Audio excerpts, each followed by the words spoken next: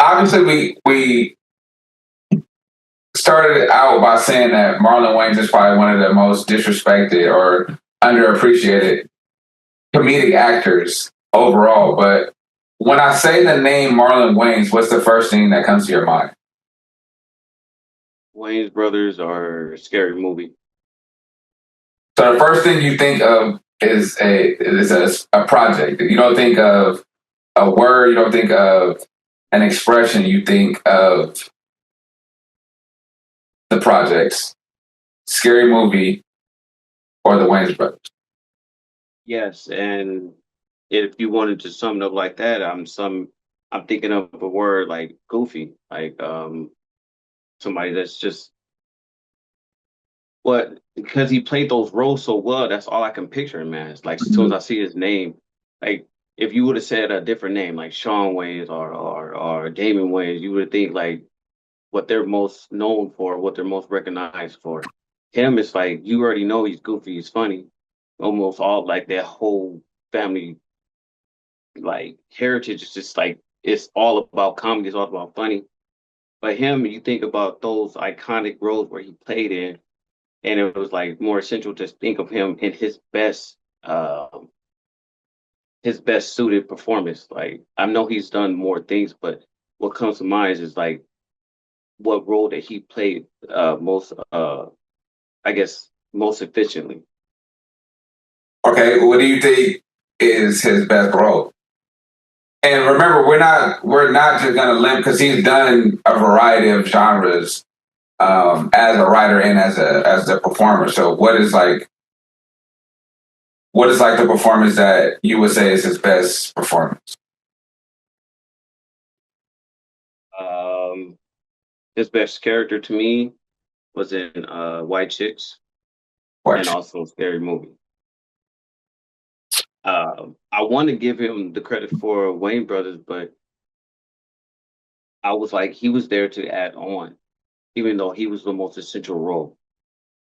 And that's why I'm keep like we're talking about him right now is because he's being underrated because I'm like for his role to even be like you have to be the comic relief and you have to bring like the story alive. But like without him, that show would have been like as dry as eating chicken without seasoning. Like it tastes good, but without that seasoning, it tastes better. Now that's what I feel like he does.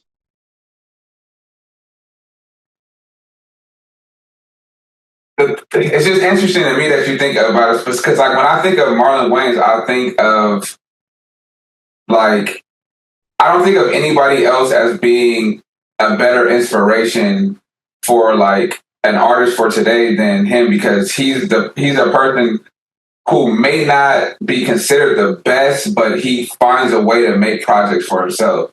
And when you think about like that, the internet now, it's like you have to be a person who's able to write and perform your own material in order to be successful. If you perfect one, then opportunities aren't there for you. So like if you only write, then you have to find people who can act, and if you only act, you have to find people who can write or direct for you. But I feel like from the beginning, he's made his own projects, and he did the work to actually perfect those skills to be able to do it faster. When you think about how he talked about um, "Don't Be a Menace," which that's weird that you would think about. To me, scary movie first before you think about like "Don't Be a Menace" or even the Wayans Brothers show, which we'll get to that later because a lot of people that in my life at least they don't bring up that when they talk about the greatest sitcoms of all time. But um, yeah, when you think about "Don't Be a Menace," how they had to like him and Sean had to write and rewrite for Keenan, and he just was not accepting what they were doing.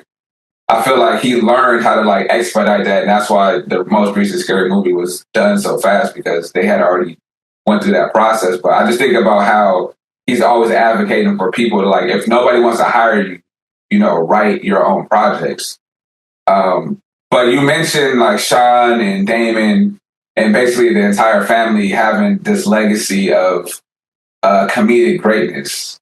Um, and don't just put Marlon in there because we're talking about him, but like when you think of your top three Waynes, who would you actually say?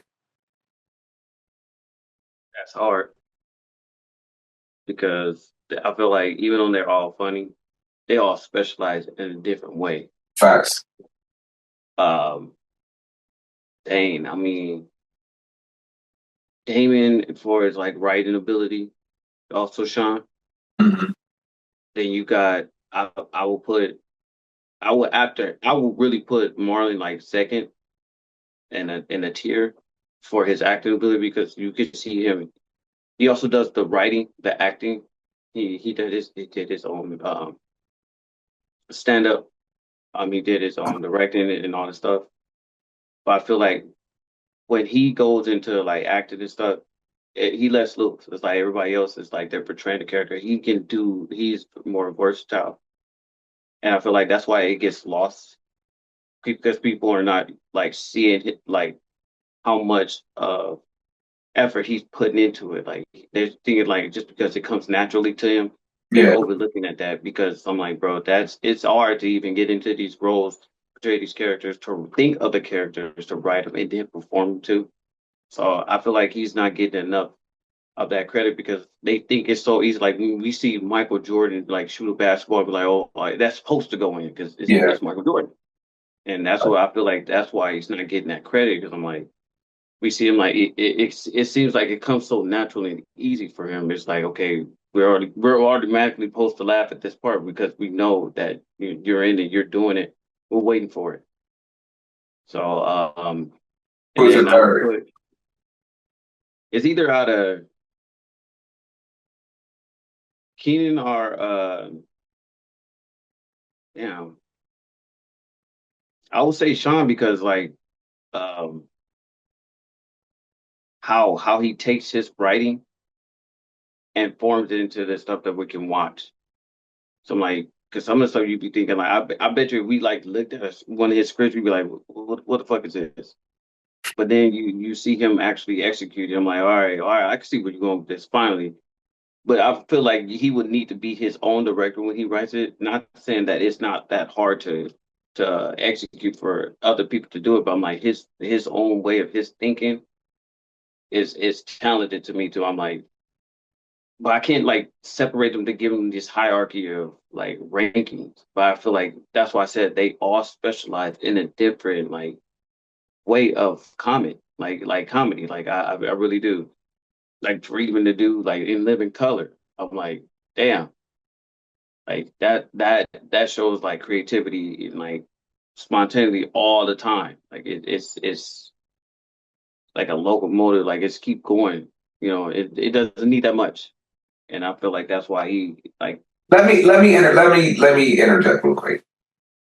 It always bothers me when people say it's tough to rank something or it's tough to judge something because they specialize in different. What do you what do you like more? Like, yeah, it's tough to judge foods because they're all different textures and tastes. But what do you prefer to eat more? You know what I'm saying? So it's like when it comes to this, do you respect the writer more? Do you respect the director more? Do you respect the actor more? They can't all be equal in your mind. And if they are, I have a problem with you as a person, not you, but just in general. So you have to. I'm asking you, what do you like? We get into this thing where it's like we try to like say what we want, but for other people to understand it, it's like no, fuck. Even if I don't understand it, just tell me who do you like? I like Damon, Got it. Keenan, Got it. Marlon. There we go. You see? And if we being like being simple like that, that's how it Yeah. goes for me. Good. And it's like I Now said, you can explain it though.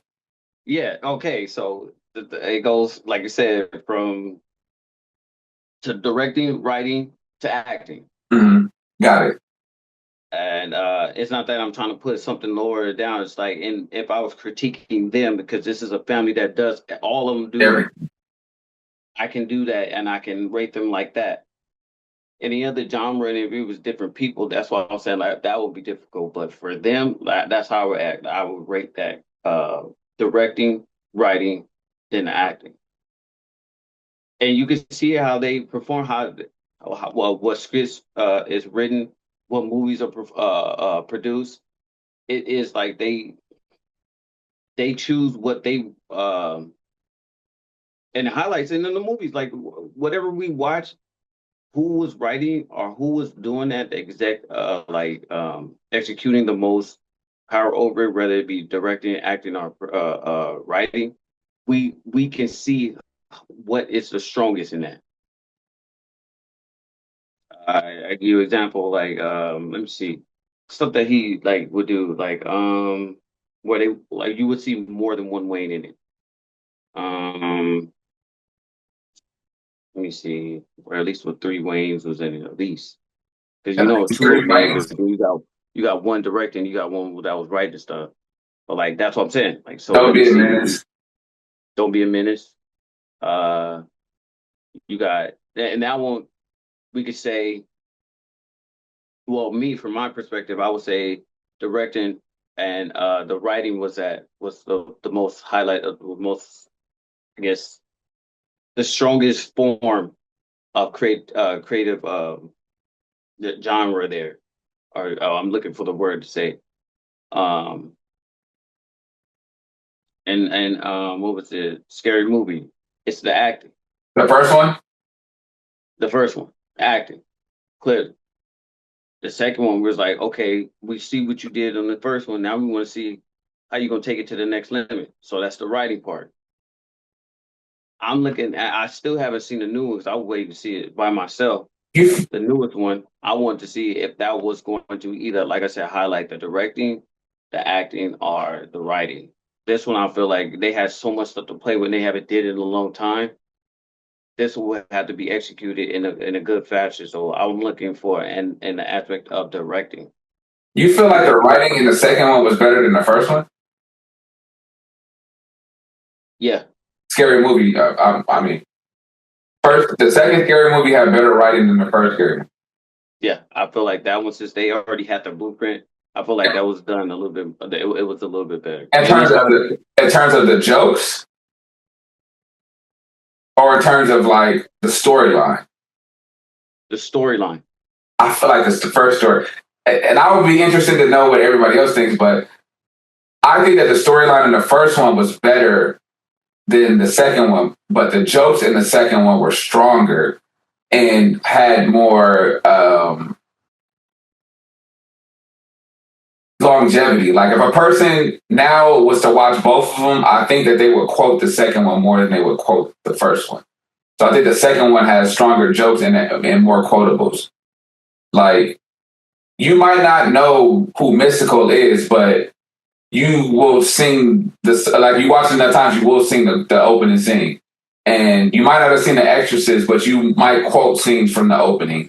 And you're definitely going to be saying, "Take my strong hand," you know.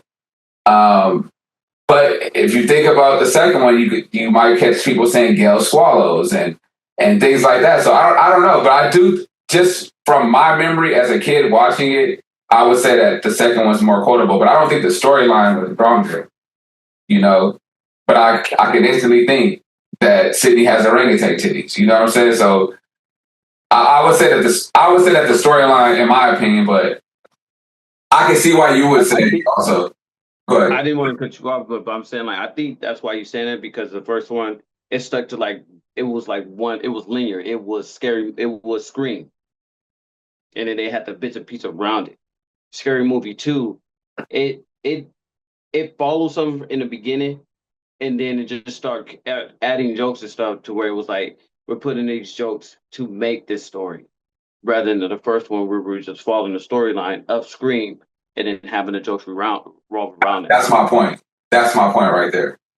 So no, we clearly saw it, but that's why I was like, that's why I chose the second one, because I'm like the first one I don't really like Scream like that, but for them to joke around with that and play with that and put all the elements around it, that's why Yeah, I was like, yeah. But the second one, I was like, it was everywhere, because I was like I said, they knew the blueprint. Now they just put meat on the skeleton, and it was like, okay, now we knew it. Because I feel like a lot of people even know uh, what they were trying to do from that type of movie anyway, because a lot of people growing up, they didn't see Robert Townsend do like movies and stuff like that. where they had to do these. It was basically putting these Nickelodeon 5, like trying to put a whole bunch of series of something in there to be a comedic satire or something. We didn't see that for a long time. I mean, after Scary Movie, they started doing it. You know, you started seeing Meet the Spartans and all these copycats that were trying to that were influenced by that movie. I don't want to say they were copycat, But but they were you're influenced. saying before Scary Movie, you didn't really see parodies? Is that what you're saying? I'm saying that it wasn't it. No, they had parodies. I'm saying like that we as a people were growing up, we didn't like. I guess start because television and stuff more like now we can watch more stuff now because we have more access to it. Mm-hmm. So I feel like back then and then that younger age, people didn't have enough money to even buy the televisions and go watch this stuff. Remember, we was talking about the whole having fucking these what's it, bootleg videos and shit. Like a lot of people wasn't even interested in watching stuff like that. So I felt like it was there, parodies was there, but I feel like it got stronger relevance once Scary Movie came out. So what you're saying is like it became more popular once. See, that's a tricky conversation because I think that anytime you popularize something, people that don't really love it have access to it. You know what I mean? So people who really don't care about movies or don't really care about comedy may have went and watched it, but you have people like Mel Brooks, you have people like Woody Allen, you have people like even Robert Townsend with Hollywood Shuffle, you have Keenan Ivory Wayans with I'm Gonna Get You Sucker. These are like parody type movies. Airplane is a parody type movie. Uh, but at the time, it was really people who actually loved going to the theater or people who really love comedy. Because every person that I said at some point in their career did stand up. Like Mel Brooks is probably the only one that I'm not sure of if he did stand up. But Woody Allen, Keenan Ivory Wayans did stand up. Robert Townsend did stand up. Um, did I say Woody Allen already? Woody Allen was, and that's a tough subject for some people, but like Woody Allen was a strong comedian in my opinion. Um, and so it was there, it just wasn't popular. And honestly, if you ask me, I prefer when something's not popular because then you get people who have an opinion on it or people who's saying something's good or bad who really have no understanding of it. So it's like then it gets kind of bastardized. And that's why parodies became really bad once it became popular with Scary Movie. You start having these movies that are really terrible. You know what I'm saying? Like after Scary Movie, probably the only one that I'm like, oh, that was a good movie. At least at the time when I seen it, was Not Another Teen Movie. After that, it just got really muddled. Yeah, So it did get muddy. It did. But I guess I I think that goes with everything. Even if we try not to have something as popular as we wanted to, I mean, the mhm. minute we mention it to somebody, it's going to go wild. Like Kendrick Lamar and stuff. Like I was assuming before he got there, but that's everybody though. But now it's like you're like, damn. I don't. I've never. I didn't used to be like that. But then I stopped. I look back at myself. I didn't like stuff when people started liking it. When it got popular. I was like, and it wasn't like I didn't like the person no more. I was just I hated that the fact that everybody was like, oh, I gotta jump on the bandwagon now. Like either did like go pull ride something else. But that's gonna be with everything. But I feel like I wish people took the time to to make it better, not just trying to copy something. Like damn, like you like how do you feel about yourself doing something that somebody already did and you just trying to copy, just trying to either say relevant or just trying to make a buck. Like you Well, really like convoluted something that was could have been like, special. even if yes, like even if it didn't go further than that, you messed it up to where it's like now we can't even think about those movies back.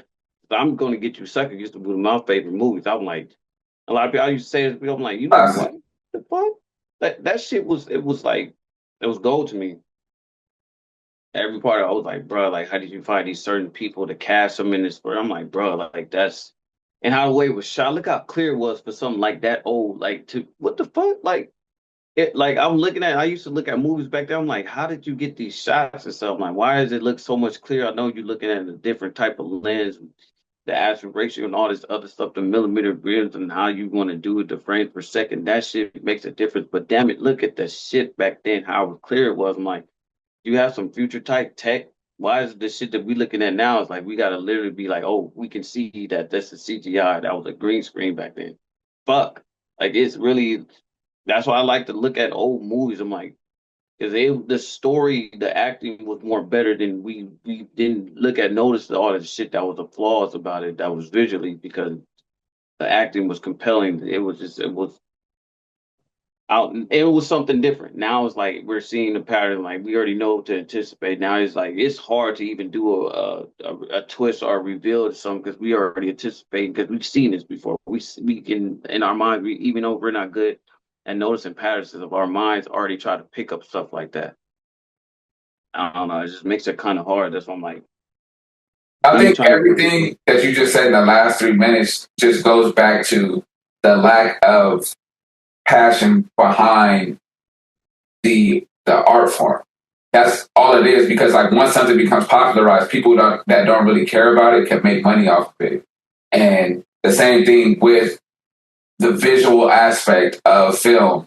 If people get into the art form because they can make money off of it, they don't really care about pushing the technology further to improve something. It gets down to now, how can I make it easier to film, which would be CGI and things like that, without actually investing time and actually developing anything that's going to make it better. And I think that's everything that you just said is like the taking the passion out of it and making it a business is what basically destroys anything that becomes popular because now money's behind it.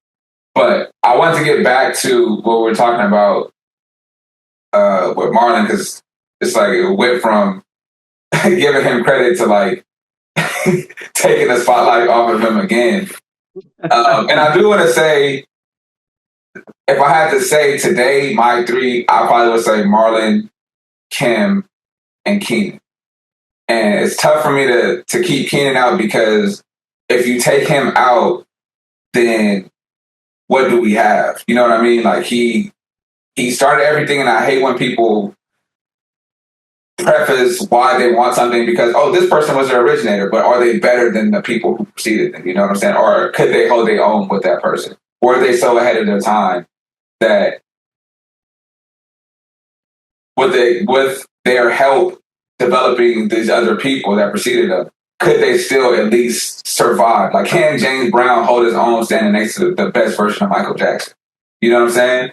And if so, then he's still relevant. But if the people that precede him blow them out the water, it's like, well, they weren't as forward thinking as they probably should have been to still stay relevant. And I think Keenen Ivory Wayans, the way that he thought, the way that he created the projects that he created, even with the advent of all of his projects and Marlon Wayans having 30 years of experience to add on top of it, I don't think Marlon really blows Keenan's I'm Gonna Get You Sucker or In Living Color, like all those concepts that he came up with in the 80s and 90s.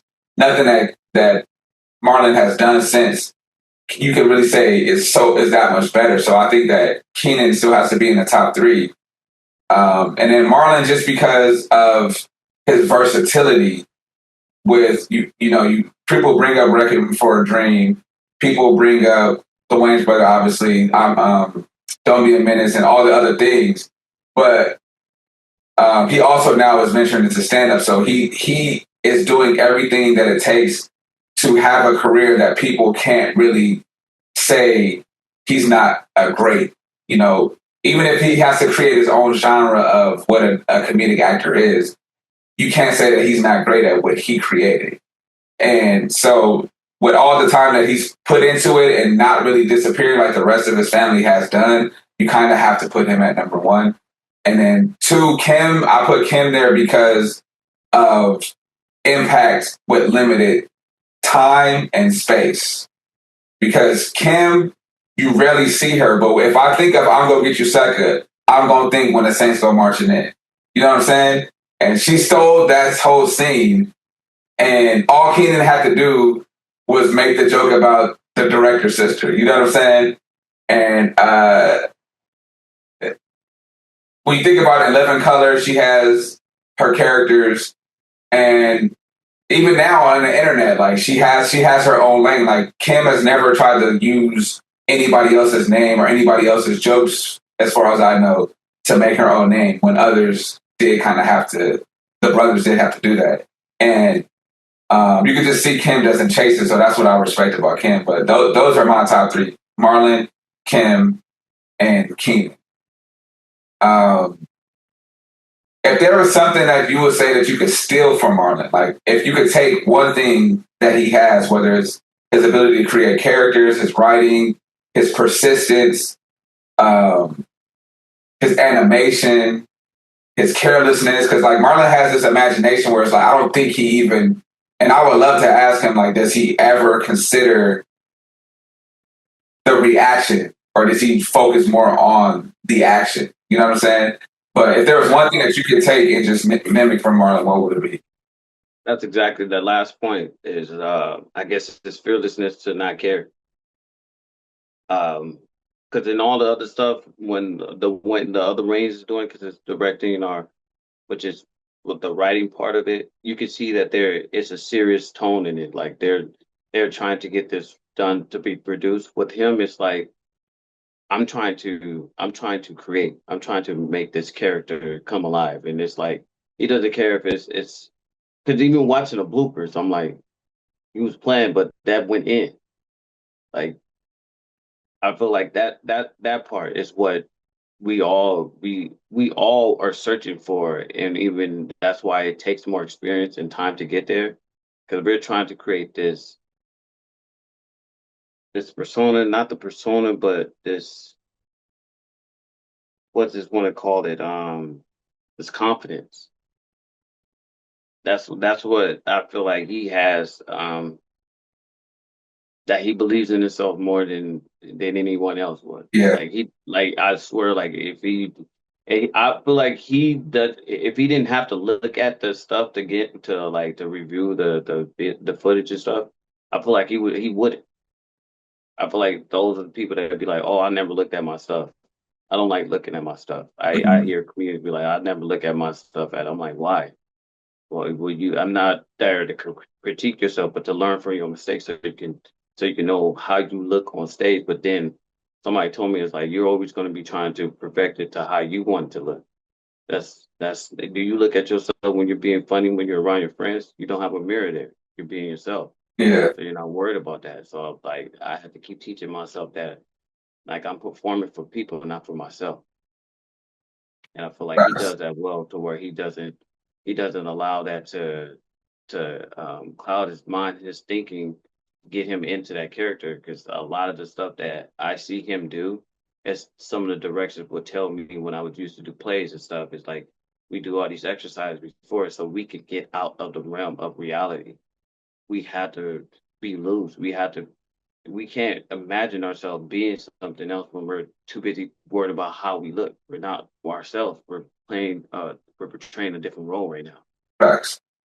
So I just feel like if I had that right now, I wouldn't give a fuck. I go up there and look at, man. I'm telling you, something to me is like just what you could sense their aura when you get on stage. Like I really don't have to say shit right now. I can come off the top like all the shit that I just memorized. I can go off the wing right now, and that's Hmm. the confidence I'm looking for right now. Is that I'm not trying to be aware of my surroundings. I'm there to do what I love to do, and I need to continue to think like that, and not go up there like I said, trying to do it for money. So once you start doing that, you lose yourself in trying to either create a sense of art and then create a sense of income.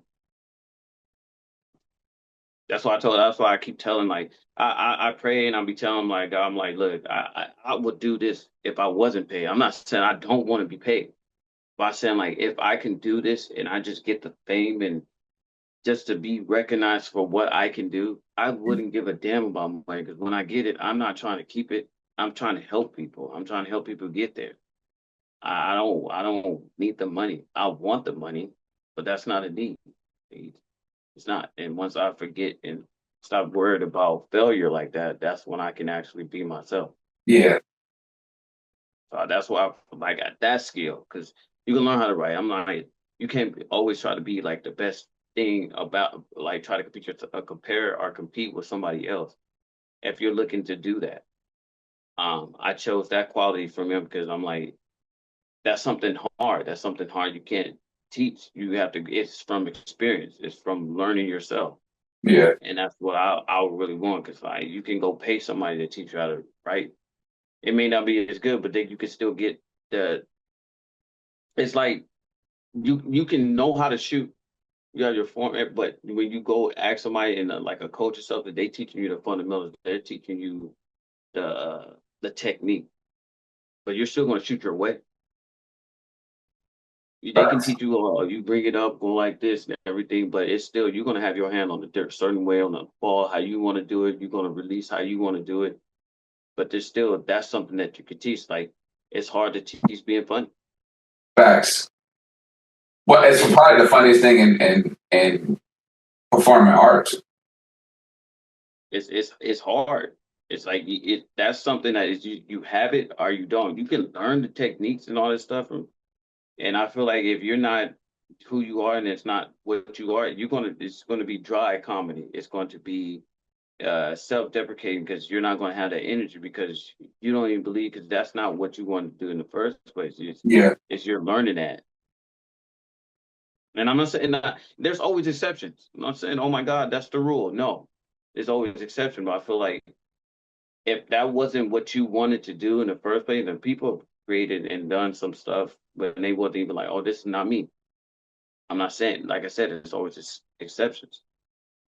But to go in there and be like, oh, I wanted to be the best NBA player, and then you, like I told my brother, like, you never even wrestled. Like, how you be a wrestler? You never wrestled. You can have that thought, that dream of yourself, but if it's not in your body, it's not who you really want. It's not your passion. I feel like that's where you're going to be like, oh, I'm just doing it just to get a check. Everybody's trying to make money, and that's what really like What do dilutes you art. What do you think? Because you just said passion, like you got to do what is your passion?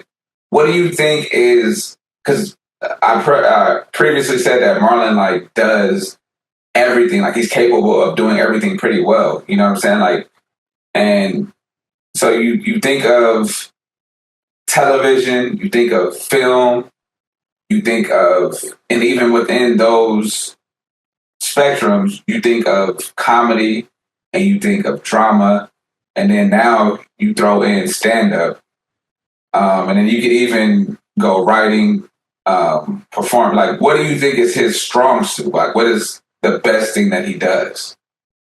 Because he does all of it. He tries all of it, and he's decent at all of it. Yeah, he's decent in all of it. His strongest point to me is his acting.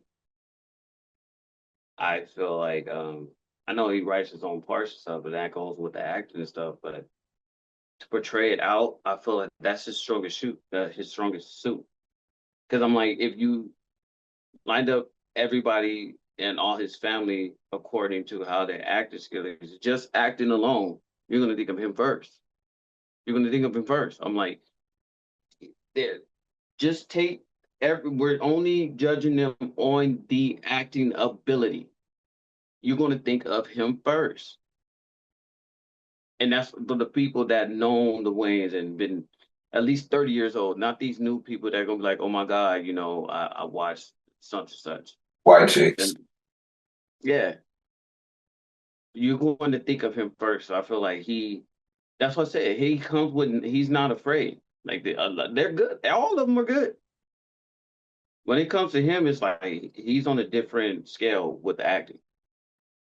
That's a good point. Because a lot of people always throw out, and it's the generation before us. So like people who are a little bit older than us, they always talk about Damon Wayans, and I do think that like when he was at his height, when he was actually performing and actually loved doing stand up and actually could stomach the audience, Damon Wayans was an exceptional stand up comedian. Um, But when you look at the totality of his career, I could, and correct me if I'm wrong, but when I think of performances, there's probably only two movies that I'm like, oh, Damon Wayans was really in a flow state, and I believed the acting to be what it was, and that's Major Payne and Mo Money. Is there any other movie where you feel like, oh no, Damon Wayans? I mean, obviously, My Wife and Kids and Live in Color. You know, those were two. But I feel like he was really just improvising on My Wife and Kids, and because he's funny, he has a stand up background. But when I talk about movies specifically, Major Payne and Mo Money, can you think of another movie where it was like, oh, his performance was exceptional?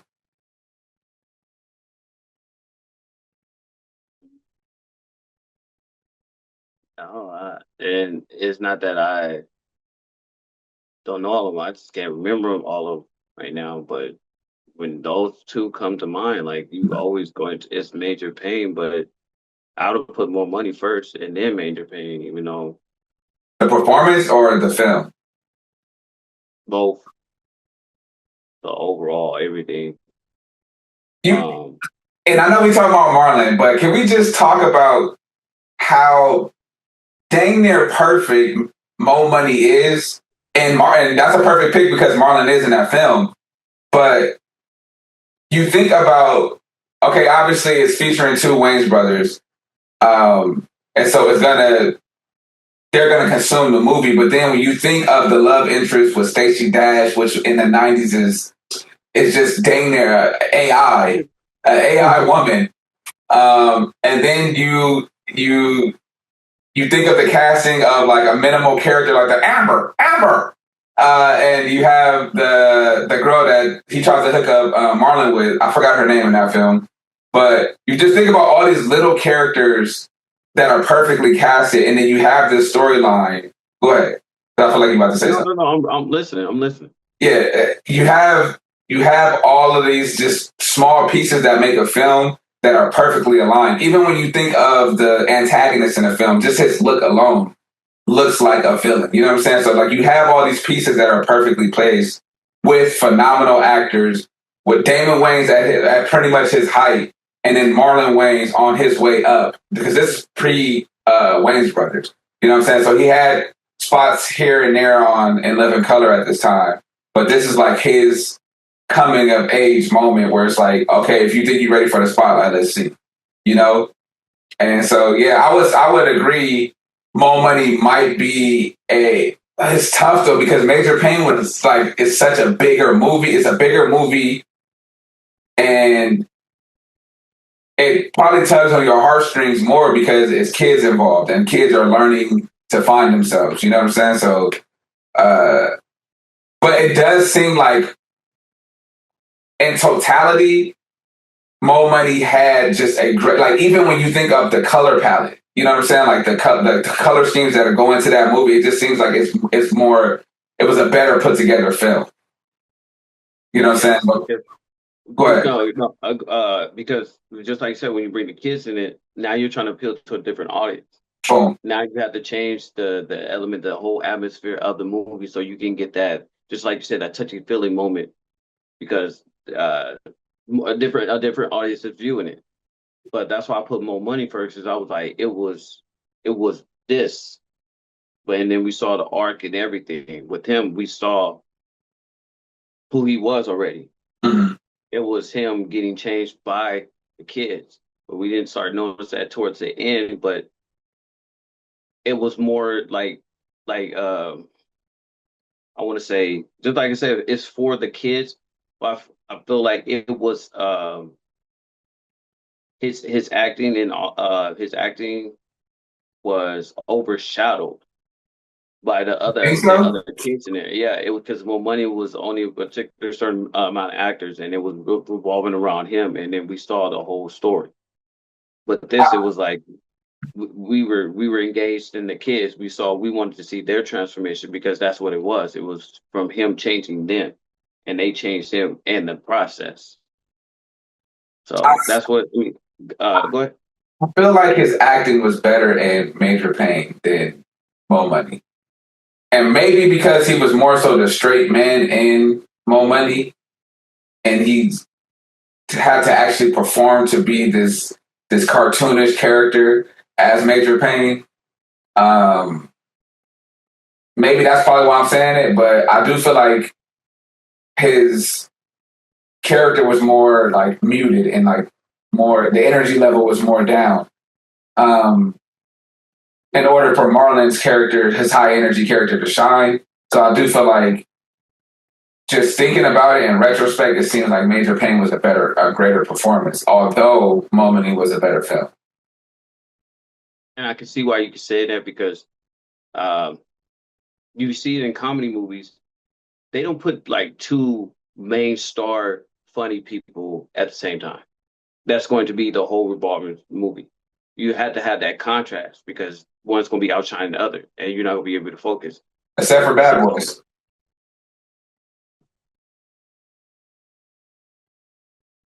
Still, that still proves my point, because Martin Lawrence is a comedian. Will Smith was the entertainer.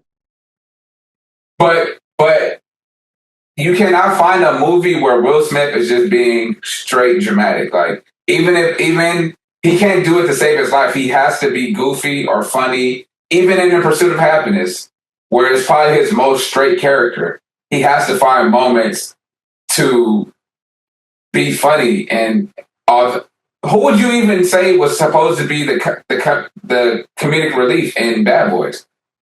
Would you say it's Martin, or would you say it's Will? I feel like, because Martin is already funny, Will Smith was the contrast of that. He was to make that, because he was so serious. He was the comic relief. Will was, or Martin? Yes, to me, Will was. Because we already know that Martin's already going to be funny. He's going to be this over the top. It's like,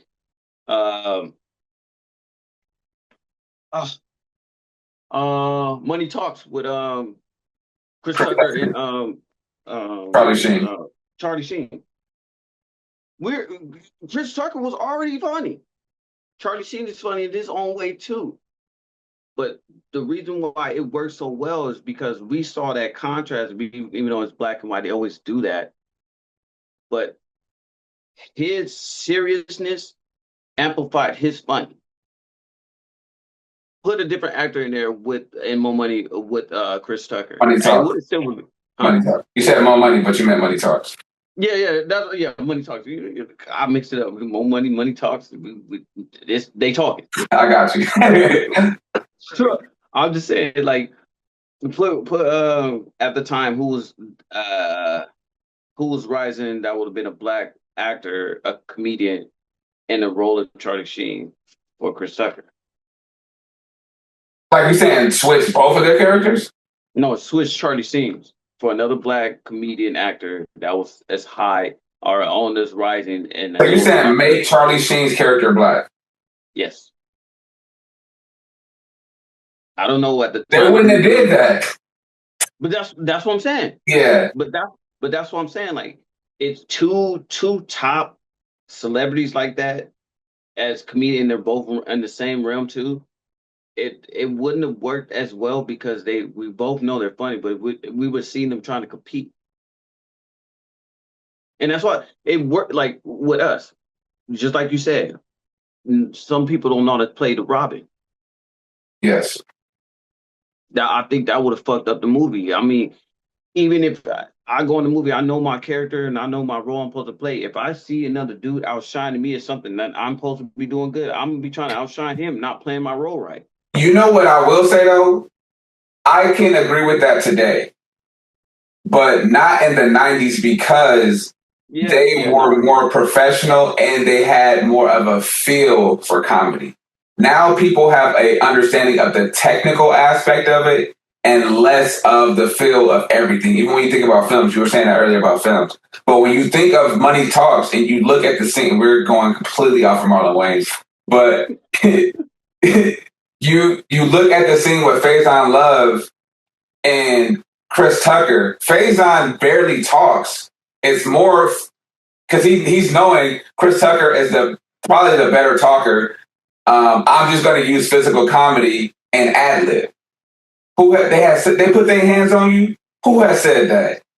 And he's doing physical things as this whole thing's going. So I feel like at that time, they knew how to play off people better. And then to give Faison his love, you think of the same thing in one of and we're going to have to talk about this film at some point, but when you think of A Thin Line Between Love and Hate, that small scene with him selling clothes to Martin, he does the same thing. He's just playing off of what Martin is saying. And you can tell Martin is improving, and he's just playing off of it. He's playing down. He's downing himself because that's what Martin does. He makes fun of him, and he doesn't try to go back at him and top what he said. He's downing himself, and then gets back into the scene, which is like, I'm trying to sell you these clothes.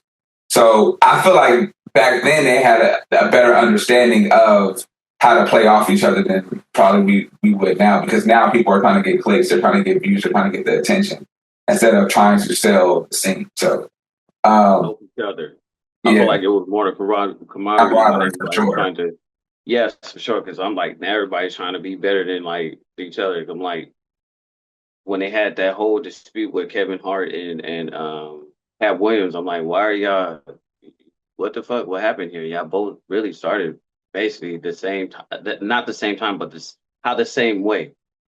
You had all these roles and stuff, and nobody really knows you to that one breakout role, and then now y'all trying to shit on each other, saying like, but y'all work together. I don't understand it. Like, I never seen Eddie Murphy going at it with like Martin Lawrence. Like, I say that though because the thing. I mean, obviously Eddie didn't do it, but there's a thing. There's always been comedic beef stuff. But yeah, it's always gonna be beef and stuff, but it wasn't like they was like, oh, I was better than you, and this is now you wouldn't even made. I don't know how you. It was just silent. It's just it's an unspoken thing. And even when you think about it now, like you think of Jerry Seinfeld, there's a comedian that he always references as somebody who he doesn't like, but he won't say the name, even though one time somebody broke the code. But Dave Chappelle has a thing where he was saying a guy took his joke and he basically bullied him. We don't know who that person is. But let's get back to Marlon. You were saying that his acting is his strongest suit. Do you think comedic or dramatic? And let me just say, Requiem for a Dream is always referenced, but also I think what he did in Above the Rim, I would consider as dramatic, and also what he did in The Sixth Man. I was waiting for you to say that. Yeah, bro. No, yeah, you had to take account of that because he did some real acting. I was like he touched the part. I mean, I was like, because we just saw him being funny all the time, but then you saw the scene where he was like, let it go. I was like, I was like, it hit home because I'm like, finally, I'm like, and I think that's what people are not accustomed to seeing. That's why you get, typecast and stuff, because we're already used to seeing you in one role and stuff. When we see you doing something else, it's like, for real, you can do that. You it's not that we like, oh my God, it's like it's unimaginable that you can do that, but like just because we're used to seeing you do this or like this so well, or just this. When you see something else, it's like, damn, do we not want to see it because he was good at it and we don't want to give him his flowers for that? Or is it because we just want to see him in that one thing because he's been doing that so well? Like, I feel like just like with the stand up, like, I don't think that people are going to give him his recognition for that because we're like, oh my God, this is a scary movie. You just need to do this. Stay. And I don't want people to like stay in your lane. Like, you'll never know what you're good at unless you try. Yeah. So, to me, I would say, and I said that for a reason, because he doesn't do that many dramatic scenes or dramatic work because it's always funny. I feel like if he was able to do that, it will be his strongest as well. I feel like he will overshadow that because he's given a chance to actually do that. And I feel like all of his stuff that he's wrote and he did is because he wrote it. Let me see him. I don't want, I'm not trying to be like, oh, let me see him do this.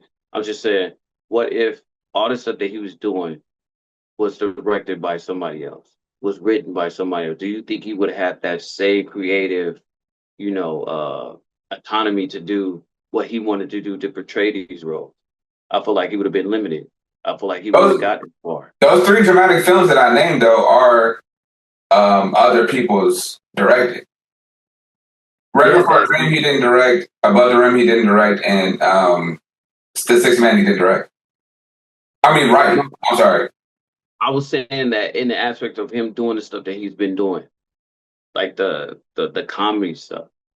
Do you think if somebody would have directed that comedy stuff, I'm not saying the other stuff that he did clearly, because you could see him doing something different. But Do you think somebody I would? also think of the comedic stuff that he does. There's always a dramatic element to it because and you made a brilliant point when we came up with this conversation about him being the younger brother, and I feel like him having to matter of fact, you explain what you meant by that, by like him being the younger brother and him having to fight um, that type of being typecasted as the younger brother in real life, fighting that typecast. Uh, okay, just I'm trying to remember what I was saying. Um, I feel like people would just like when you ask me, what do you think, or what do you think of when you first think of Marlon Wayans? Is the Wayne brothers and like scary movie, White Chicks, and we always remember him doing something silly or something goofy and stuff. Um, for him to be always in that type of position or that type of character, it gets overshadowed. It's like he has to work against himself because he played that role so well that we are not letting we like mentally, we even if we see him and doing something else, we mentally won't give him a chance to be doing something else. Like he does it, but we're not giving him a chance to see how well this will go. Just look at his stand up. I'm even faulted, but doing the same thing right now. I can say myself. I'm not saying I'm a hypocrite, but I'm like, I did it just now. I didn't bring up none of his stand up. It was recently too. It was good. We was building up to that. We getting there. Don't worry. But that's what I'm saying. I feel like I don't know who's doing it to ourselves. If we're doing it to ourselves, or the production is that we play a role so well that it's like, oh my God, this is what we're gonna have you do all the time, or this is what I'm gonna, act audition for now. And I don't know. You want to be like, oh, this is my niche, but then is it that you always have to be, this goofy person, or that's why it's so hard to have or you see a comedic person in a scary element movie or something like that. It takes the whole horror scary element out of it once we see a comedian in it, because we know it's not going to be as gore, it's not going to be as scary because we have this person as comic relief. And I feel like that's all he's been playing since he's been doing it so well. It's like, oh my God, that's what you do. Even though that's his genre, but you saw him do different things, and it's like he doesn't get recognized for those things. And once I started doing like interviews on Breakfast Club, I'm like, we never see you this outspoken before because all you doing is being funny all the time. It's not that I can't take you seriously. It's that I never saw this part of you, Yeah, but the more time I'm seeing, it's always being funny. that's And then you the say the reason same I thing want. about me. That's why I wanted you to bring that up because I feel like I was trying to make the point of his entire career. He's played the younger brother, and that's why he's always able to pull on our heartstrings so much, and we get sympathy. He's a sympathetic character because he was a younger brother. You know how to get sympathy as the youngest sibling, and you see that in the Wayans brothers at times when the comedy is built up so high um, that he's allowed to be more serious and be more vulnerable, and we feel sorry for him a lot of times. And then he lets the air out by being funny and doing something dumb again. But he's shown that ability throughout his entire career. Even and again, going back to the Sixth Man, like if somebody just say A and K all the way, I'm gonna instantly have to fight back tears because I understand the relationship between the two brothers, and like it's not how they were saying it in the beginning that I think of, is how they were saying it at the end as almost like a goodbye, and so like he has this way of making you feel sorry for him. It's not even like you're really on his side or you're rooting for him. It's like he's just a sympathetic person. You think of the same thing with Boogaloo and Above the Rim. When he's being annoying, it's like, all right, bro, just chill out. But then when he get kicked in his ass, it's like, okay, why are we doing this to him? You know what I'm saying? You feel no matter what he did earlier in the film, when they start bullying him, you feel bad for him. And so that's why I was like, that was a great point that you made about him having to fight that persona. But I feel like he's always been fighting it in small bits and pieces throughout his entire career. And he's been doing it well. Mm-hmm. He's good at it. Which is why you said he was the best actor, and I definitely agree with that. I don't think there's anybody like Keenan Ivory Wayans you could say is the architect, but he's like his weakest point is his acting. You know what I'm saying? But it's serviceable enough to sell a film. Like, I'm Gonna Get You Sucker. I mean, we can go ahead and talk about it now. Like, what is the best Wayans film? Like, and it does have to be a Wayans brother production. It just has to have a Wayans in it at some capacity. What do you think is the best? Your favorite, I should say. Wayans film. They do these parodies so well.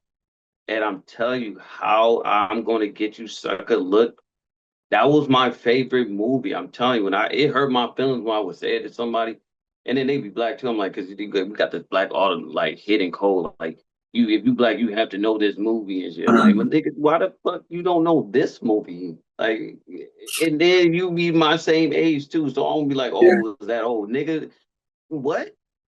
I feel like I feel like now we don't need to know the history of everybody and all this stuff, but people be wanting to be like, oh, you not a fan or something. Like, oh, everybody went, just like I said, jumping on the bandwagon. You, for example, Kendrick Lamar. Stop bringing up Kendrick. I have to do it because I'm like, that song, Not Like Us. I'm like, shut the fuck up. Cause Nah, I disagree. I just listened to that 3 times today.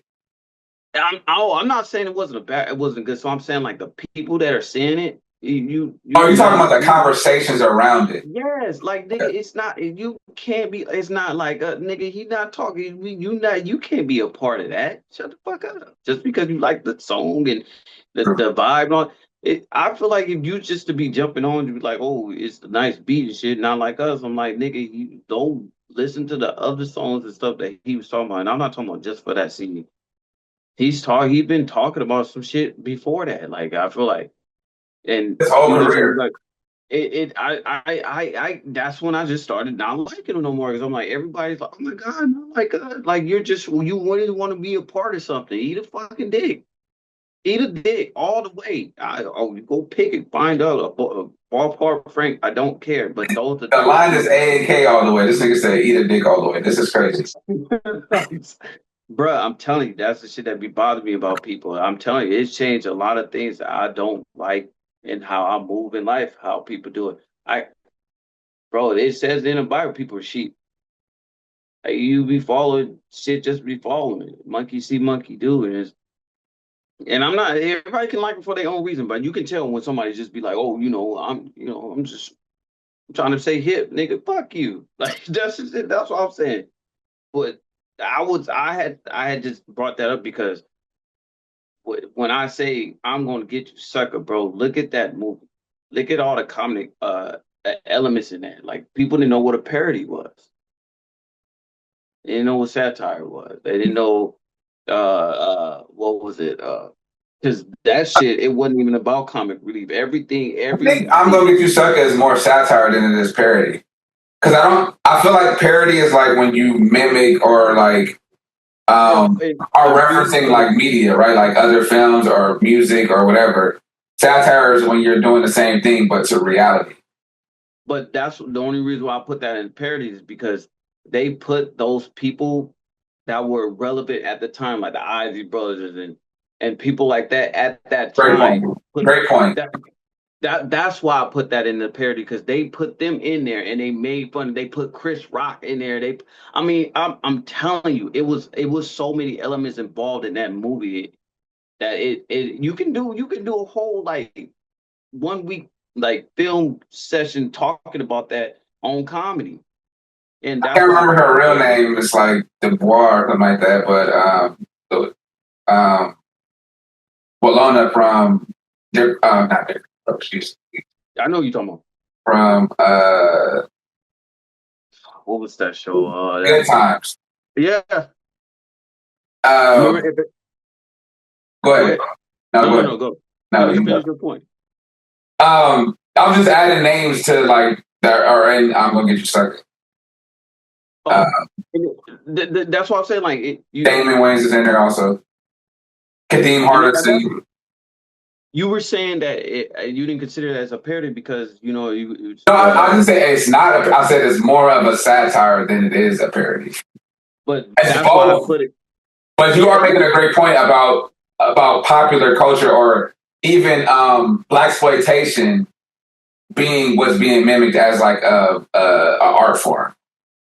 yes, Yes. because it had all, even though it wasn't like parody a movie or stuff, it was doing the culture, it was doing the time, it was talking about the war at the time, it was talking about how gold was influencing people, it was talking about That's what makes it the satire too, though, because yes, it's yes, real yes. life. Yeah. So That's why I said a whole week you can do that because you it's like how with that fine line between satire and parodies. Well, how can it be we're talking about something comedic, but you just like you said, they have certain elements that you have to fulfill to make it that. But I feel like it crossed both lines. Like that wave, it went through both yeah, to make it that. That's why I was like, I like it. Like it had all of this shit in it. You man, I was like this, and the way it was just shot, bro. I was like, this shit had me dying at almost every fucking turn. I was like, this shit is real. It's just funny. preach, This shit is brother. fucking. Uh, it just that's why I don't like when people try to say like, and they look at comedy as like this art form that's just like surface level and like lowbrow. You know what I mean? And they make it seem like it's so simple when it's really complex elements that go into it, which we can bring that back into the conversation about Marlon because that's one of the reasons why people try to dismiss his careers because they look at him kind of like they would look at like an Adam Sandler or someone and say that this person is just being a clown or somebody who's being juvenile or just childish. When it's like that's what comedy is. You have to have a childlike mind to really do comedy. Because in the same breath, they'll say Jerry Seinfeld is a more elevated, highbrow type of comedian when he's talking about Pop Tarts and fucking cereal. And it's like, that's Jerry Seinfeld. If he's at the top and he's a more serious and adult like comedian, this is his subject matter. So what's the difference? You have to be a child to do comedy. You have to accept that mindset that just like you said, like it's childlike because when you getting up there and you thinking about it too much or you trying to please the crowd, that's not what a kid does. Yeah. A kid, and that's what I envy about children. Is like they don't think about anybody watching. They don't care about the repercussions for what they're saying. They just say what comes to their brain, and I'm being creative. This is hey, look at this, and they just make a move like that, and it was like, wasn't that cool? And I get mad because not because they wasted my time, but because I wish I could be that thoughtless. Like everything I think of is cool. Like that would be like that's I envy that for children. Go ahead. And that's exactly what I was telling you about my brother when he kept saying my son was saying the ball stuff. I was like, bro, he's just trying to be funny. And I was like, I had to stop myself. I'm like, bro, I said stuff like that too. And all I was trying to do was get a giggle. Facts. So I'm like, it runs in the blood. I'm like, you over here faulting him for saying that, but your daughter's farting. Like, you what the fuck? Like, what's wrong with you? Come on, bruh. You doing the same thing my sister was doing to me. It was like every time when it was funny or took the shine off of you, it was, oh my God, now it has to be, filtered. It has to be corrected. I'm like, but we all were laughing a minute ago. Yeah. Yeah, the whole point of me doing this is to get laughs. I'm not trying to hurt nobody's feelings. I'm trying to be explicit or anything. I'm just trying to make people laugh. I'm trying to Yeah. make you feel good. I'm trying to close that silence because I told you when it's quiet, I don't like to hear the demons. Like I have to drown that shit out. So I know it. And everybody don't want to admit that they have their own stuff, but you do. Like once you start admitting and accepting that stuff, you start feeling that shame. Then that's when you want to change and stuff about it. But to just neglect, I just don't feel like they're giving him uh the right amount of applause, the right amount of uh appreciation for what he does. I told you because it seems almost natural, and you only be like, oh, he's being funny, but like he's being a different. Look at White Chicks. That's what they bring up when they say that it's just juvenile. It's not the same thing. It's not as brilliant as Mel Brooks, or it's not as brilliant as this person or that person. Which is like it's not to take shine off of nobody else. Like I think that Jerry Seinfeld is a high level comedian, but not because he's a more serious type of, like, he takes comedy more serious. It's just he does a different brand of comedy. You know what I'm saying? I wouldn't say that Woody Allen is a higher level because he's able to talk about political things or make light of social commentary. I wouldn't do that. It's just all I have this thing that I think is funny. Let me explore it. That's all it is, and I just respect that overall. And I do like the fact that you said when you're talking about your son, like it's in the blood because we're talking about a family of like comedians, and you were saying that they don't give him his just due. The last element of like what he's doing to make his name great is stand up. I think I want to say it's like the last 5 years, right, where he's had 2 stand up specials. Out of the 2, which one do you think is the stronger set? And I think the obvious answer is one of them, but I'm not gonna. I'll let you answer it. And then, Like I said, I like the first one. The second one, let me see. oh, you like the first one better? No, I like the first one. The second one was better. Wokish is the first one. Huh? Wokish is the first one. Wait, what'd you say? Wokish. The title of the first one is Wokish. Oh yeah. Wokish, yes. And then the second one is Good Grief. Oh no, he actually has 3. I think he has one before Good Grief, doesn't he? God Loves Me. God Loves Me. Yeah. That's the one about Jada, right? Yeah.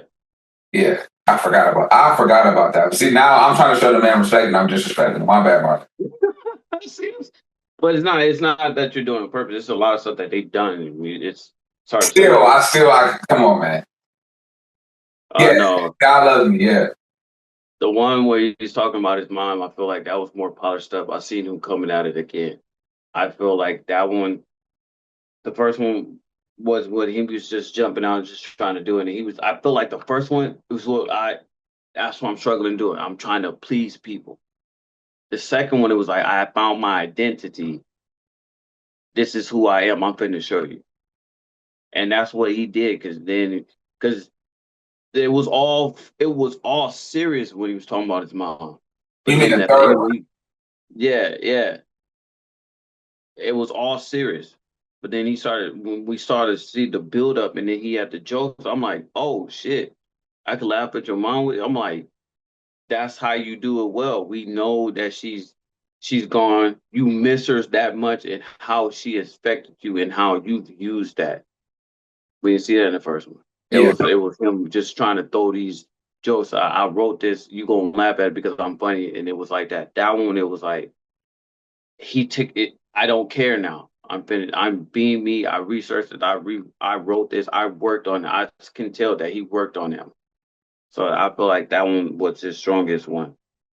I like that one a lot. I agree with you about Wokish. I think it was a strong start, even though he's starting this family business later on where it's like stand up later on in his life. I feel like it was a strong start, and you could tell that that was like an homage to like Jim Carrey and like his influence on him and being able to watch him as a young person coming up in the business on In Living Color. you've seen the animation, you've seen the physical comedy, you've seen like the recklessness and just like the I don't care where the microphone is, I don't care where the audience is. This is the performance. And God Loves Me, I feel like, and I would kind of compare this to like the trilogy of Jordan Peele, because I feel like Get Out was a good start. Us had a great premise, and Nope was a more complete film. And so the same thing with God Loves Me, like the premise to God Loves Me was good. Like, oh, the way that he built up this like idea of God loving him at different aspects of his life and just incorporating it. But like, even when you look at like how he executed the jokes about Jada, it was almost like he was kind of freestyling. You know what I mean? So it wasn't as polished. But then when you get to Good Grief, it's a complete attempt like he did in God Loves Me, but it was better executed. The packaging was much better. You know what I'm saying? So like you could just see him adding these different elements. I feel like the performative aspect in Wokish was just kind of too over the top.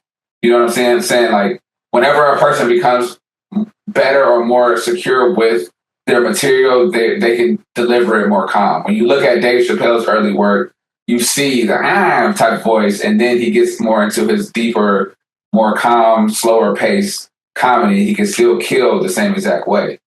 That's what they was teaching me when I was doing it. I'm like, you're gonna build that rhythm and that cadence where you're gonna be more comfortable, because they was like, you're Yeah, rushing. And I'm like, yes. It's not that I feel uncomfortable, it's just that this is uncomfortable for me because it's new. But when I do it again and I'm by myself and stuff, I'm more comfortable. I'm slowing. It's slower because I know what I'm looking for. I'm not feeling like I have to get that laugh. yeah. So that comes with a lot of experience and being confident and comfortable with the experience. And you keep doing it and doing it. That's for everything in life. You see that with every comedian though. Like when you look at their earlier works, like, and it's not because they're younger. Like the obvious thing would be like, oh, they were younger, but it's like these are most people are grown men when we get to know who they are. You know what I'm saying? Like even though Dave Chappelle started when he was like 14, 15, we didn't really see him until, especially like for what it's worth. That's like later, like when he was like 30. You know what I'm saying? He had like 1 hour specials. Everybody had like 1 hour specials back then. But when you listen to their voice, everybody's voice sounds higher. Like Dave Chappelle's voice sounded way higher. Kevin Hart's voice was way higher. You know what I'm saying? Chris Like Tucker, Mike Epps. exactly. It's like, yes, because we're rushing. And that tremble comes just like you said. It's louder. That pitch is louder. That tremble comes because it's nervous. I also think too though that it's because you're pretending. They're playing a character on stage. And then the more developed they get, the more they can be themselves. I don't think that it was because it was like an automated thing. I think that they were doing it on purpose because they were not secure with who they were. So they had to perform, within a character that wasn't them. And then the performance became the characters within the stories that they're telling. But the only people that I feel like always used their regular voice was Martin, Bernie, and Eddie Murphy, Eddie. Well, um, Richard Pryor. no, Richard Pryor's voice was different a little bit. When you look at when he was on Johnny Carson, his voice was different than when you see him like on Live on the Sunset. You're absolutely right, because not even his voice, his language, his His speech language, patterns, because that's when he was trying to be Bill Cosby. everything. So yeah, And then the further back you go, we can't really say because like I can't really say I would have heard Dick Gregory when he first started doing comedy. I wouldn't have heard. But Dick Gregory's his delivery was a little bit different compared to when he got older, obviously. But like Red Fox, I can't really say when he started. I've heard even audio, so like, but yeah, the more recent people, I want to say that Eddie's voice was different. when you think of him on Saturday Night Live, it wasn't the same even on Delirious. You know what I'm saying? And you go to Raw, it's like you can see that. I feel like there's a change in his voice. But also, I will say Saturday Night Live was an improv show, so it's not the same thing as doing stand up. But anyways, let's go back to Marlon. Yeah, I was. We were saying that you could just see the development, and I also feel like he's developing so fast that you can't really say I don't know if he should continue to do stand up. But to anybody for anything. Just we can't predict the future. One and then two. how long? Okay, how long does a person have before they have to show some type of development? And obviously, you could obviously say like, oh, anybody should take as long as they need. But how long would you give somebody an opportunity to suck at comedy before you like, I'm not watching this person ever again? And that's hard because if they still televising the shit, I will have to watch it. Obviously, it's good enough for them to televise it, but well, I'm talking about like internet stuff. Yeah, Cause and we're not gonna do that either. When Dane Cook was popular, you wasn't sitting there like, oh, I'm just gonna keep watching these Dane Cook specials. No, hell no. I really, to be honest with you, it's that 3-strike rule. So you give somebody 3 chances with comedy? I will give them 3 chances for me to want to continue to watch them until I would say for me to care. I'm not saying stop. I'm saying for me to be like, all right, I'm gonna take a break on you and I'm waiting for you to develop this skill. Like I can see it in you, but you haven't broke through yet. 3. Because that first one I'm critiquing everything. Second time I'm critiquing what you didn't what you needed to work on, if you didn't work on it or not. Mm-hmm. And the third time it's like you being hard headed. You ain't listening, even though I ain't talking to you. But you haven't grasped what I'm trying to say, even though I'm not there to say it. Yeah, because I know other people are saying the same thing. By that third time, it's like it's everything. When people do that shit, like it's everything with life.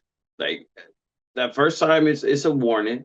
The second time, it's like okay, maybe in this instance it was different. But the third time is like, my nigga, what the fuck? Like really? I'll wait until you get there. yeah. And I'm not telling you to stop. I'm just saying, like, I'm taking a break from it. It's 3. Why would I be waiting any more other times for that? We're gonna be like, oh well, he corrected this one, but he didn't do this. Oh, this one he did, but he fell back, but now he did this one better. I'm not gonna do that. By the third time you ever corrected those things, you ever changed your content, your delivery, whatever it is that you needed to fix, if you haven't got confident by then, look at the patients now, and that's just me. Look at how the world is now with the patients and stuff. I don't even think they would give them 3, especially if you bomb the first one. It's like fuck, they gonna remember you for that.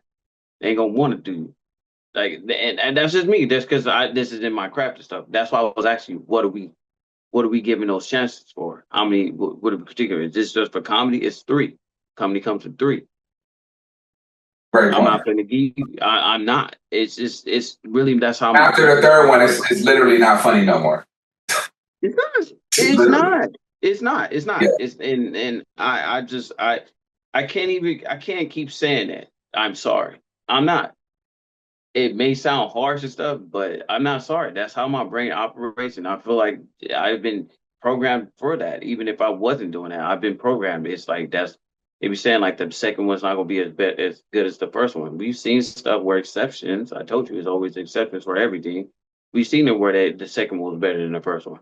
Do you think stand up wise, going back to Marlon, that he should stop doing everything else and just focus on stand up? Because I believe that number one, stand up is like this like side chick for most people, especially like nowadays, like in the 70s, 60s, 70s, and 80s specifically, stand up was like the wife. You know what I'm saying? And well, not the 80s really. Richard Pryor kind of made it more popular to do TV and films. And once that happened, you started getting like the Eddie Murphys who would do it to catapult. And maybe Eddie wasn't doing it intentionally, but that's what happened. It catapulted him into the stratosphere where he could just do movies and he never went back to stand up. And so then you see people who use stand up to get to TV. And then Jerry Seinfeld kind of took it to the next level when he did it. And they don't really focus on the stand up. So do you think, number one, do you think Marlon should do it? And two, if he does it, do you think he's a big enough star to make it a trend? And also, let me say, for the record, let's not pretend like Dave Chappelle doesn't exist and he didn't just go back to stand up, but that wasn't by choice, per se. So you think Marlon should do it, and if he does it, will it become, is he a big enough star to make it popular? To just focus on stand up? I want to say no, just to be honest, even as a fan to him, I want to say no. I want him to just like Fuck say, this whole episode then. I'm just like, keep going, keep going. Just like how you said that was the wife. I feel like he should keep that there because I like the stuff he's been doing in film. I want him to get back with his brother to create some type of fucking. So for clarity, you're saying no, he shouldn't just focus on stand up. No. Okay, I thought you were saying no, he's not a big enough star to make it popular. You're saying no. Okay. No, I should have addressed the question first. You always repeat it, so yeah, I felt that. I'm saying no. Okay. Now it was my fault because I said it in the order and you answered it in the order, and I don't know. No, I feel like no, he's a big enough star to where he can make both, even if he didn't do as well as as Kevin Hart. They want to put him up there because he sold out so much. They go by ticket sales and what and see. That's not a metric that we are qualifying something. We qualify it by the quality. We don't qualify it by the popularity. You know what I'm saying? Yeah, I don't. But I'm saying that's the matrix that they use. Well, we're not gonna go with that. This is our show, so we gonna solidify that when we're talking about stand up, we're talking about the quality of the performance, the jokes, and also it's a special, so of the production. We're not talking about the numbers. It could be two people in the crowd. One of my favorite stand-ups specials of all time is Martin Lawrence, You So Crazy. And when they revolve the camera around him and show the audience, it's not that big. It's a theater. It's not that big, but that's one of the master classes when it comes to stand-up performance and production. The lighting effect that they do to show that it's that he's pretending to watch Andy Griffith's show is I've never seen that in a stand-up special before in my life. You know what I'm saying? The way that the camera moves, the even the way that they try to like spotlight him with the all black on, like all of that, you don't see that attention to detail in a stand-up production. So, yeah, Martin Lawrence, You So Crazy wasn't in that big of a crowd, and it was in theaters also. So that's another quality that you won't really see for stand-up specials nowadays. So, but go ahead, go back to your original point. Oh, okay. If you want to go that route, and I didn't want to thinking about that. If I still say with no, but if he's going to focus on that, if we're just thinking hypothetically, if he was like, okay, you focus on that, you're doing great, you have the momentum. If he did that, I feel like he would change something. Just like you said, that we would see something that we've never seen before. It wouldn't be no pyro tactic stuff like now Kevin did, or he did the fire and stuff. But I think he would do a different type of element in there. You know how like Eddie Griffin did when he was talking about his uncle and stuff. Um, but the porn and all that stuff, like we did a cutaway when he did that. I feel like he would do something to along the lines where it would be in living color. Like that's what I feel like. Dysfunctional Family, right? Was Spike Lee directed that one, right? Am I lying? I'm not sure. I don't remember. I know Spike Lee did one. I want to say it's Dysfunctional Family that Spike Lee did. I think it was that one. Okay. Because he did another one right after that, and he was using the same jokes. That's why I'm getting confused. Are you talking about You Could Tell Him I Said It? Well, no, that's more recent. You Could Tell Him I Said It, though. It's one of his specials also. Oh no, not that one. I Okay. think it was I just don't know why I can't remember. Um, no, I just feel like, well, here we go again. I will be doing the same thing as everybody else because I've seen him do this one thing so well. I don't want him to. I don't want him to fail at doing something else. That I'm not saying that he's not as strong but damn, I would be putting him in a box if I would do that. I could see him growing and developing, but I feel like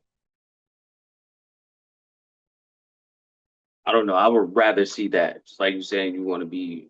Let's be honest with the hierarchy and stuff. I would rather him do make a something type of fucking modern age and live in color. When is somebody ever gonna do another all that? I feel like they were the perfect family to do that. That's just me. I mean, I never liked Wild 'N Out. To this day, I've never even watched a whole complete episode.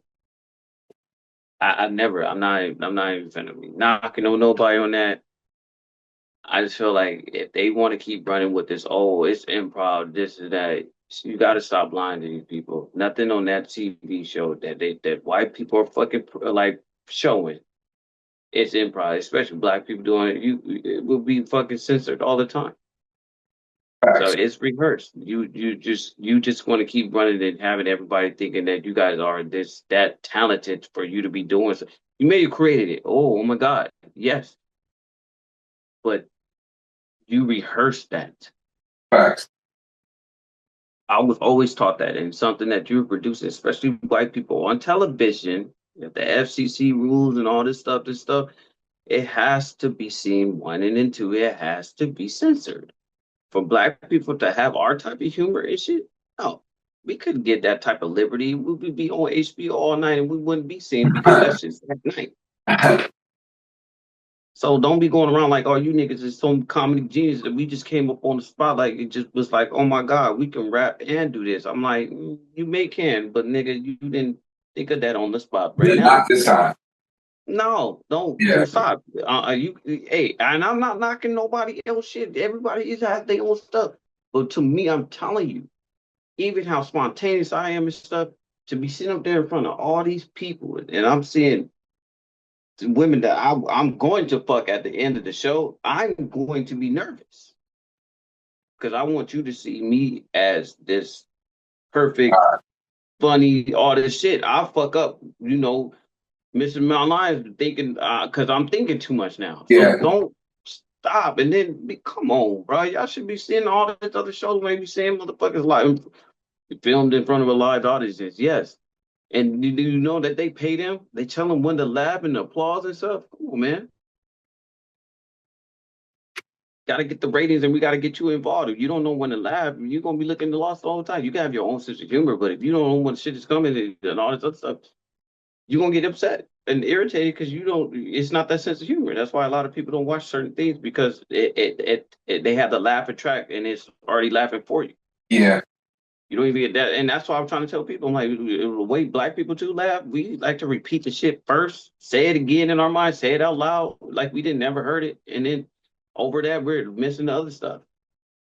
We're laughing too long. We're laughing too loud. We're laughing at the point of just not even the point to be laughing at. So I just that's the part. That's why I didn't like that. But I feel like if he needs to do, I would rather him do something modern, fucking Lynn Limber type shit than him go with stand up. I'm not saying he's I not don't good think at they it. need to go back and do that though. Like they already did that at a very high level to the point where they made SNL go out and try to get certain people from that show, including Damon Wayans. They or was that before he did 11 Color? That was before, huh? Damon Wayans was Yeah, on SNL first and then 11 Color. Am I tripping? yeah. Um, but they did create this opportunity for SNL to try and get other people. to make the show stronger. They did create the Super Bowl. They did all of these Super Bowl halftime show. I'm sorry. They put pressure on other productions to strengthen, whether it was in line with sketch comedy or not. And they birthed so many careers. I feel like you don't really need to do that now because sketch comedy is not like really. There's no interest in that right now. You know what I'm saying? And that might be to somebody a reason to do it, but I feel like we've already had that through history, and the Waynes have been synonymous with creating new things. Like even when you think about the Wayans brothers, that show couldn't have existed before they pitched it and created it and wrote it. You know what I'm saying? And produced it. It couldn't have existed. I'm gonna get you sucker for a black. There was really no black parodies that were shown on that scale. You know what I'm saying? I can't think of another black parody. Like if you think about parody films, there were black people in them, but it wasn't. Or even satire films, they weren't starring and featuring.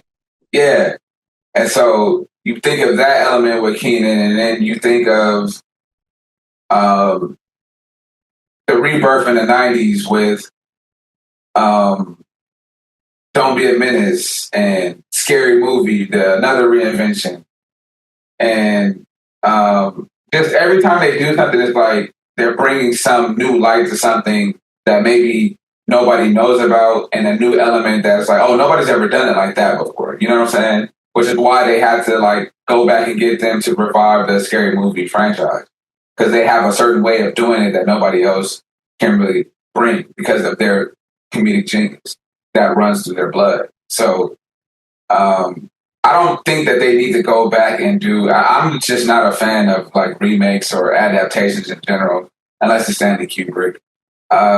But I do feel like reviving stand up, which is something that should never die because it's existed before even the advent of the camera. Um, I think reviving that because as much as people talk about Kevin Hart, as much as Kevin Hart did to stamp like, oh, I'm going to do the most stand-up specials, I'm going to do more than George Carlin. He didn't really bring an element of comedy to it. He didn't try to have the best material. He wanted to add things that had nothing to do with comedy, which is I'm going to make it bigger. Comedy doesn't need to be big. The best stand-up comedy is in a nightclub when everybody else is asleep. The weird people go and watch funny people tell stories and make you laugh. And so we don't need fire. We don't need pyrotechnics. You know what I'm saying? We don't need a screen in the background showing us the things that you're supposed to be depicting for us with words. We don't need those things. And so I think what he attempted to do was what anybody does when you put money behind things, which is bastardizing. You're bastardizing what comedy is. It's supposed to be this auditory storytelling thing that creates a different picture in everybody's brain, but they all laugh at it at the same time.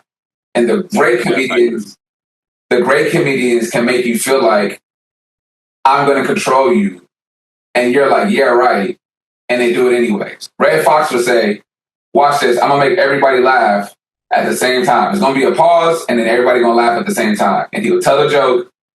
It would be a pause, and everybody would laugh because you had to think about it, and everybody figured it out all at the same time, and everybody laughed. That's what comedy is to me. It's not showing somebody something and saying, this is funny because look at this. And it's like, that's not comedy. And so the things that Kevin Hart attempted to do, I'm not saying he shouldn't have made those attempts, but I don't think that was in the vein of like praising or building up comedy. I feel like a light one. Yeah. No, that was much good. That's No. comedy. That's why I'm like, it's better lighting. But no, I totally agree with you. And it's supposed to be intimate. That's why they have stage. And Yeah. you're supposed to be in front of people. It's supposed to be that intimate. So we're supposed to be conveying this story. Whether if whatever type of comedy style you do is, we're still telling the story. We're still trying to get you into this place, this setting, so you can understand what the punchline is. So yeah, it doesn't never need to be that big. I feel like he just He wanted to do it big. It was money that was. I feel like money was tailoring his motives. And it did nothing for people wanting to get better at the craft of comedy. It made people want to be on the stage. It made people want to get into it, but it didn't make comedy stronger. The only person that you could say strengthened in that same time frame the fabric of comedy was Dave Chappelle. He's the only person I could say that consistently went back to back to back to back to back and did specials. Like Chris Rock did too in that same time frame. Tambourine and what is it? Selective Outrage. Was that his? Was that Chris Rock? No, that's is it? Well, in either way, Chris Rock did his here and there, but Dave actually consistently was putting out quality material. And so that's why I was asking that question. But you're saying that you don't think that Marlon could or should focus primarily on comedy. He should continue to do films and all the other things. I do. I do. Okay. I'm not saying he can't get better.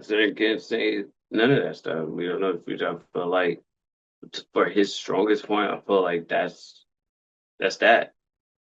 That's like me wanting to see, Damon act more. I'm like, but he was writing better. He made this. So he was feel like he was better executive producer than he was in acting.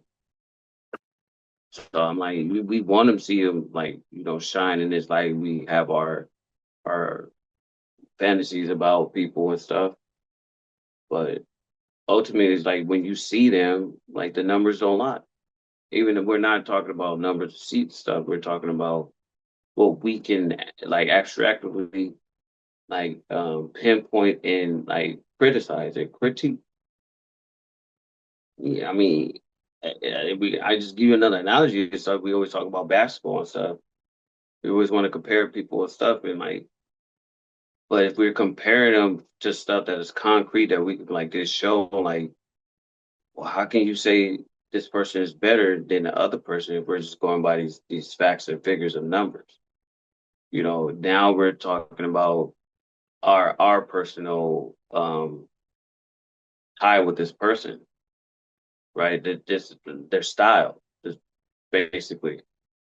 And I feel like that gets overall like the judgment because the form that we are critiquing is so abstract. It's like we can't be like, oh my God, this person is funnier. It's like everybody has their own style, their own everything.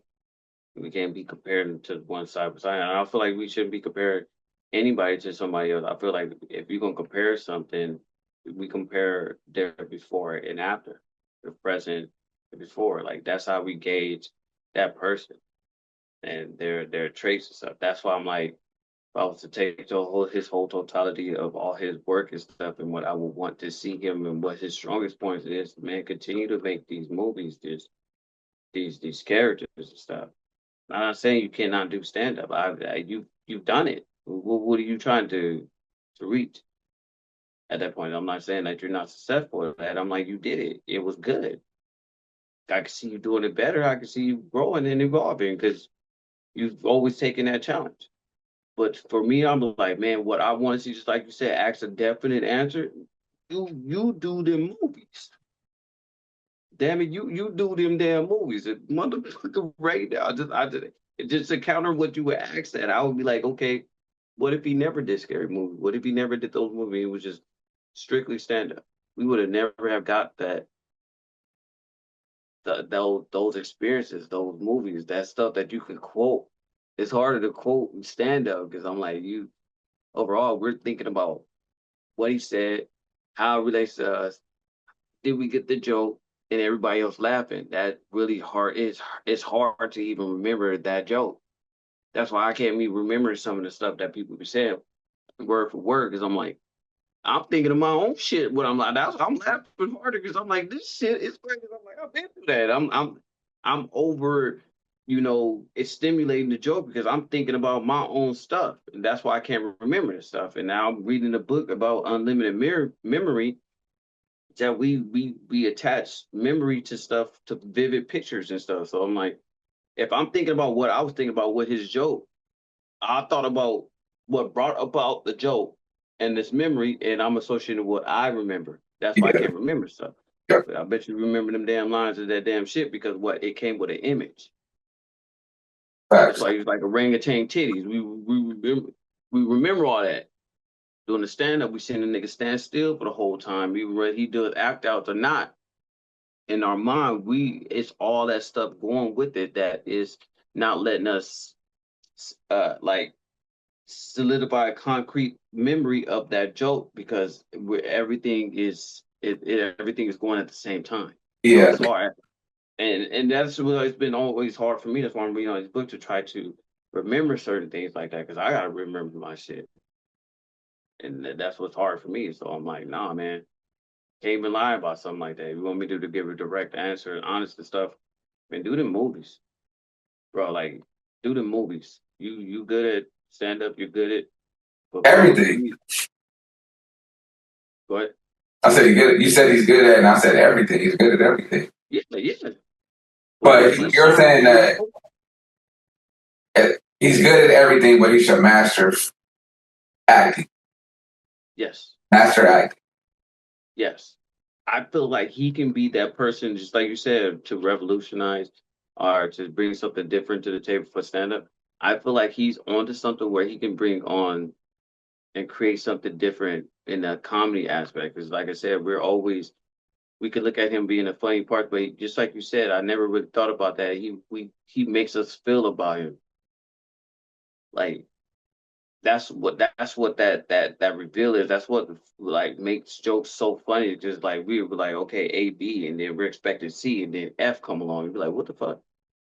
And he does that so well with his acting. Is like, I would rather enjoy seeing that than him trying to perform for somebody, rather him being himself and him stepping out of that realm to where I don't give a fuck. Because on Yeah. stage, you can say you don't give a fuck, but you do give a fuck because you remembering them damn lines to say. That's why it's so hard. This shit is so hard. I've been always trying to tell people, and I used to see people be trying to be funny. I'm like, bro, you just saying shit. You really are. Remember, write some shit down. Remember, and then say it. Think about what the shit you're saying for. You just saying some funny first thing that comes to your mind. But did you really think about it? That's why I've been looking at it. So it's the difference between people that are class clowns and comedians. They used to get me confused. I'm like, no. If I'm making a teacher laugh and I haven't got kicked out, what makes me different from the nigga that just got kicked out? Facts. That's literally a great way of explaining the difference between a comedian and a comic. Because most of the time a comedian is gonna make the audience hate them and then laugh. You know what I'm saying? They're gonna say something where it's like, hey, you can't say that, and then you start laughing at what you just told them they can't say. And that's the same thing as like the teacher not kicking you out of class. Thank you. So that's a really good point. And I don't think you're gonna be able to top that, so we just go stop there. But I do want to say that we do need to put more respect on Marlon. I think we do need to put more respect on comedy because a part of the reason why we disrespect his career is because it's just drowned and drenched in comedy, and we don't respect comedy enough. I like how you keep saying I wasn't going to keep. I didn't want to bring it up because I didn't think you. I think you would subconsciously stop doing it because I like how you kept saying back to Mark.